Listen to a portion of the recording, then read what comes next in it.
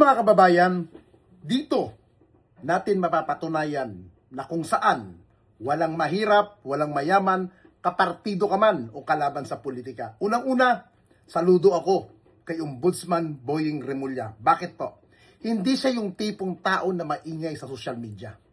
Simpleng nagtatrabaho, kahit ano pang estado mo sa buhay, kung ikay nagkasala sa batas, pananagutin ka niya. Kagaya ng itong nangyayari ngayon sa ating ilang mga senador at ibang politiko na mga sangkot sa katiwalian, sangkot sa flood control. Alam nyo, kung titignan nyo si Ombudsman Boying Remulla, mukhang masungit, mukhang suplado, mukhang simpatiko na mayabang. Pero kung kayo mapagbibigyan ng pagkakataon na makausap siya at makaharap, dito nyo masasabi na siya ay hindi ganon ang personalidad niya.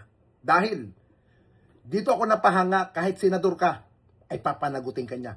At dito naman kay Senator Jinggoy Estrada, na kung saan in-announce na nga ni Ombudsman Boying Remulla na opisyal ng kakasuhan sa kasong graft and corruption or plunderer. Sa madaling salita, ito pong kasong ito ay walang piyansa, walang bail. Alam nyo, hindi na ito bago kay Jinggoy. How many times niya na kinasangkutan ito? Mula sa Janet Napoles, ibang papanunuhol, galing kay Chavit Singson, ngayon, flood control na naman. Ano ba ang bago? Kung dati, hindi siya napapanagot at napapabaliwala, but this time, salamat sa isang Boying Remulla dahil ngayon mabibigyan ng hustisya ang ating mga kababayan sa mga taong tiwali, sa mga taong mapagsamantala dahil gusto lamang nilang mangurakot. Saludo ako sa iyo, Ombudsman Boying Remulla. Well, ang pinakamalapit na, hinog na, at pipirmahan ko maya-maya yung information against Senator Jinggoy Estrada. Information to be filed with Sandigan Bayan in the soonest possible time.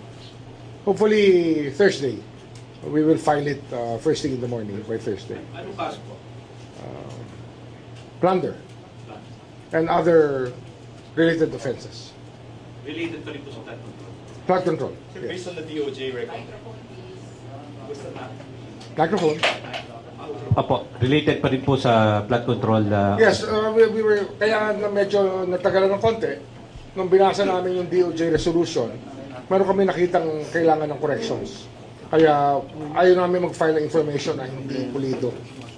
Pinulido lang namin, kaya inabot pa ng mahigit sa linggo na pinag-aaralan at inaayos yung mga dapat ayusin para mas malinaw yung kasong ilalahad natin sa Sandigan Bayan. May co-accused po dito si Senator Jinggoy, Ombudsman. Meron, pero ang iba sa kanila kasi mga state witness na eh. Mga ano na, mga nakuha na natin na bigyan ng proteksyon ng batas sapagkat kailangan yung ulang testimonya para magkatuloy-tuloy ang mga kasong ito. Ang nalalapit na paghahain ng kasong plunder ng tanggapan ni Ombudsman Boying Remulla laban kay Senator Jinggoy Estrada ay isang malakas na hudyat na buhay, gising at tunay na nagtatrabaho ang sistema ng katarungan sa ating bansa. Ang usapin na ito na nag-ugat sa umano'y pagtanggap ng 25% hanggang 30% na kickback o komisyon mula sa mga flood control project sa Bulacan na nagkakahalaga ng mahigit 300 million peso ay hindi lamang simpleng isyu ng korupsyon. Ito ay direktang pagtataksil sa tiwala ng taong bayan. Sa matagal na panahon, ang bilyong-bilyong pisong pundo para sa flood control ay nananatiling isa sa mga pinakamalaking balon ng anomalya sa bansa, habang ang mga ordinaryong mamamayan sa Bulacan at mga karatig lalawigan ay lumalangoy sa baha tuwing may bagyo, nawawalan ng kabuhayan at nanganganib ang mga buhay. May mga opisyal naman palang nagpapakasasa sa bilyong-bilyong komisyon. Kaya naman, ang hakbang na ito ng ombudsman ay isang napakalaking tagumpay para sa transparency at accountability sa pamahalaan. Kapansin-pansin ang naging estranghiya ng Department of Justice, DOJ at ng Ombudsman sa pagkakaantala ng bahagya ng paghahain ng kaso. Ang pagsasaayos sa DOJ resolution upang mas mapalido ang mga datos at ebidensya ay isang matalinong hakbang sa mga usaping legal, lalo na sa kasong plunder na may parusang habang buhay na pagkakabilanggo at itinuturi na noon bellable o walang piyansa. Napakahalaga na airtight o walang butas ang mga dokumentong ilalahad sa sandigan bayan. Ang pagpupulido sa mga detalye ay nagpapakita na seryoso ang pamahalaan na makamit ang sapat na paghahatol at hindi lamang basta makagawa ng ingay sa media. Dito rin natin makikita ang tunay na liderato ni Ombudsman Boying Remulla ay nagpapatunay na siya ay isang man of the words and action. Hindi siya natatakot banggain ang isang nakaupong senador anuman ang impluwensya o partidong kinabibilangan nito.